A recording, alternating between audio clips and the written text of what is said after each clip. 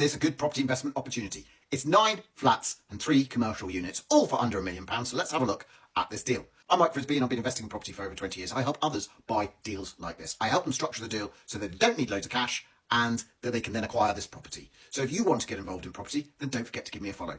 So let's have a look at this deal. Now this deal has an income, a potential income of £100,000 according to the agents. Now we don't know what the current income is, and that makes me suspicious because I always want to know what the current rents are, because you have to analyse a deal by its current rents. You can look at the potential, but how much do you put into the future and how much do you look at now? So therefore, I think with £100,000, a 950 purchase price, therefore you're in a double-digit yield. A double-digit yield is typically good, but you've got to probably discount it because we're up north. I don't know what this area is like, and I wouldn't think it's particularly strong and high rents, etc. And therefore, that's probably going to devalue the property slightly, and we should be looking for at least, I would have thought, a 12.5% yield. And when we look at the potential, 800,000 is a 12.5% yield on £100,000 rent. So I know you've got to look at what other valuations in the area, do your comparables, what other things are going for on this road. So it is this block that's for sale. Inside, some of the pictures say it's empty, but the estate agent does say it's full.